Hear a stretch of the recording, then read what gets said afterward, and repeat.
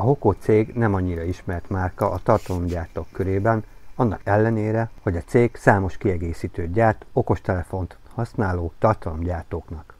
Nekem is így esett a választásom a Hoco L17 vezeték nélküli mikrofonra. Sziasztok, Tamás vagyok. Lássuk, mit kínál a termék körülbelül 13 000 forintos árért cserében. A készülék doboza egyszerű, nem hivalkodó, és minden látszik rajta. Néhány tulajdonságot kiemelt a gyártó. Például, hogy a termék plug and play, 360 fokos a mikrofon karakterisztikája, stb. A doboz hátoldalán fel van sorolva az összes tulajdonsága a készüléknek, de ezt menet közben elmondom. Lássuk, mi van a dobozban. Kinyitáskor rögtön a használati útmutató jelenik meg a szemünk előtt.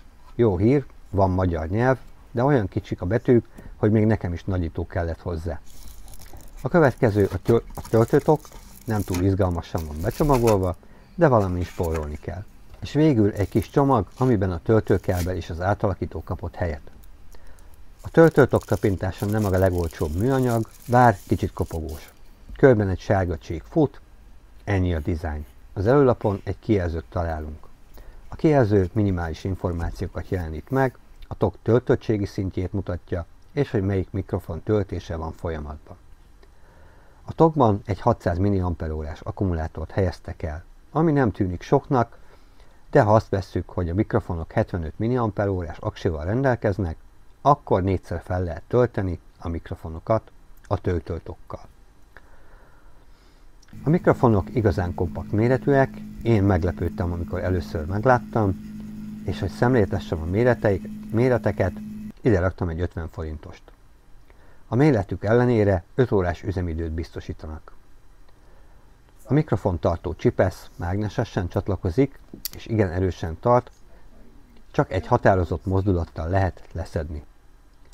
4 piktogram található a kis mikrofonon, balról jobbra, a töltöttség, visszajelző, a csatlakozás, némítás és a zajszűrés visszajelző látható. 2 darab többfunkciós gombbal tudjuk állítani a mikrofont. Egyik a kibekapcsoló, amivel a némítás funkciót is tudjuk aktiválni, a másik a zajszűrés és a vízhangosítást kibekapcsoló gomb. Találunk még rajta egy C-típusú csatlakozót, ami töltési lehetőséget biztosít, ha esetleg a töltőtokot otthon hagynánk.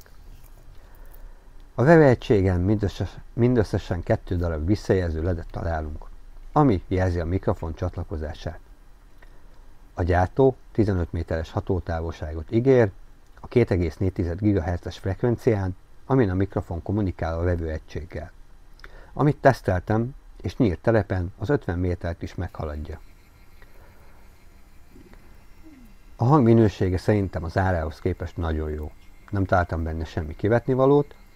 Szinkron mikrofon teszt, 2 okostelefon, az egyikre a Boya M1 Pro vezetékes mikrofonja van csatlakoztatva, a másikra a Hoco L17-es vezeték nélküli mikrofon. Azért készül szinkronba, hogy a beszédhangom hangereje egyforma legyen. Szerintem a hang minősége nagyon jó. Tetszik, hogy nem a magas tartomány felé húz, hanem inkább a mély tartomány felé. Ti mit gondoltok? Írjátok meg kommentben. A műszaki adatoknál 20-tól 20 000 Hz-ig tartó frekvencia rögzítési tartomány van megadva.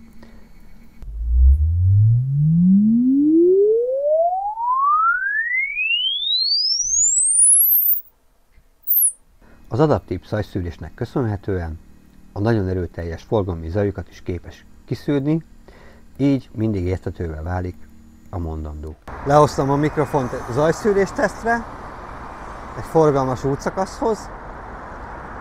Most ki van kapcsolva a zajszűrés, este 8:30 van, szép tiszta idő, megy le a nap, és ilyen, amikor nincs bekapcsolva a zajszűrés.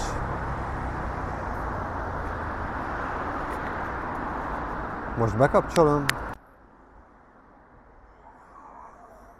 Most be van kapcsolva a zajszűrés. Szép tiszta idő van. Este 8:30. Éppen megy le a nap. Ilyen az, amikor nincsen bekapcsolva a zajszűrés. Most bekapcsolom. Ilyen a hang, amikor zajszűrés van rajta. A szél fúj. A zajszűrés nagyon jól teszi a dolgát, de erősebb külső zajoknál a beszédhang kicsit darabossá válik, és távolinak hat, de szerintem ez nem annyira zavaró. A mikrofon töltési ideje 0-ról 100%-ra 2 órát vesz igénybe. A TOC töltési idejéről nem esik szó a leírásban, csak annyi van megadva, 5 voltos adapterrel töltsük. Hogy hány amperrel, arról sem esik szó, de szerintem maximum 10 watttal lehet tölteni. Néhány negatív tapasztalat: az átalakító, amit iPhone-okhoz mellékel a gyártó. Nem tartom praktikusnak, mert igencsak kilóg a készülékből, és egy óvatlan mozdulattal akár bele is törhetjük. Szerintem ez nem jó megoldás. A mikrofon érzékenysége lehetne picit jobb. Én elég halkan beszélek, és hiába használok appot a tartalom rögzítésére, így is utómunkát igényel a hang. Negatívum még, amikor a TOC-ban vannak a mikrofonok és az adapter, akkor kicsit zötyögősek. Pozitívum, hogy erősebb rázásra sem nyílik ki a TOC. A 13 000 forintos árért cserébe kapunk egy kompakt méretű, nagyon jó hangú mikrofont, aminek a zajszűrése kiváló. De az érzékenysége miatt utómunkálatokat igényel a rögzített hang. Köszönöm a figyelmeteket, sziasztok!